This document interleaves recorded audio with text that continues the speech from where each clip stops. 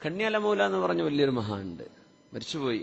പെരിന്തൽമണ്ണ ഭാഗത്താണ്. മൗലയെ സ്നേഹിക്കുന്ന ഒരുപാട് ആളുകളുണ്ട്. നമ്മളൊക്കെ അള്ളാഹുവിന്റെ ഔലിയാനെ സ്നേഹിക്കുന്നവരാണ്, സ്നേഹിക്കേണ്ടവരാണ്. അപ്പോ ഒരു മുക്കുവൻ എന്നിട്ട് പറഞ്ഞു, എന്ത് ചെയ്യാണ്, മത്സ്യം കിട്ടുന്നില്ല, ഞാൻ എന്റെ തോണി എടുത്തിട്ട് പോയിട്ട് തീരെ മത്സ്യം കിട്ടാറില്ല. കച്ചവടക്കാർ കച്ചവടമില്ല എന്ന് പറഞ്ഞ പോലെ പരാതി പറയാം, എന്തെങ്കിലുമൊക്കെ അങ്ങ് ദുആ ചെയ്യണം.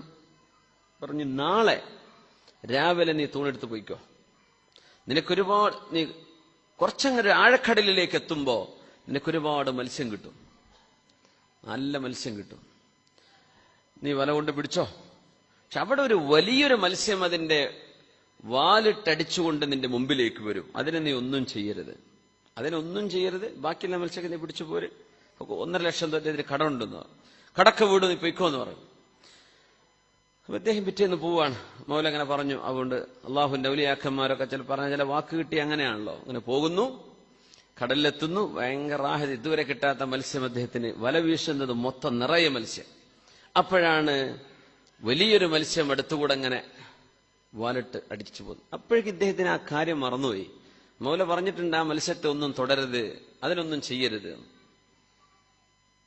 ഇയാൾ വലയിട്ടു ഈ മത്സ്യത്തെ പിടിക്കാൻ വേണ്ടി. കണ്യാല മൗല എന്ന് പറഞ്ഞ വലിയൊരു മഹാനുണ്ട്, മരിച്ചുപോയി. പെരിന്തൽമണ്ണ ഭാഗത്താണ്. മൗലയെ സ്നേഹിക്കുന്ന ഒരുപാട് ആളുകളുണ്ട്. നമ്മളൊക്കെ അള്ളാഹുവിന്റെ ഔലിയാനെ സ്നേഹിക്കുന്നവരാണ്, സ്നേഹിക്കേണ്ടവരാണ്. അപ്പോ ഒരു മുക്കുവൻ എന്നിട്ട് പറഞ്ഞു, എന്ത് ചെയ്യാണ്, മത്സ്യം കിട്ടുന്നില്ല, ഞാൻ എന്റെ തോണി എടുത്തിട്ട് പോയിട്ട് തീരെ മത്സ്യം കിട്ടാറില്ല. കച്ചവടക്കാർ കച്ചവടമില്ല എന്ന് പറഞ്ഞ പോലെ പരാതി പറയാം, എന്തെങ്കിലുമൊക്കെ അങ്ങ് ദുആ ചെയ്യണം.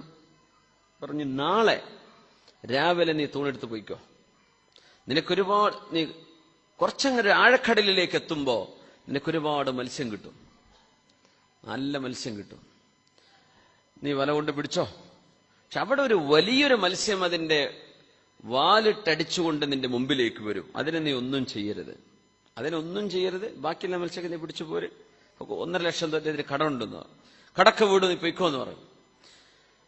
അപ്പൊ അദ്ദേഹം പിറ്റേന്ന് പോവാണ്.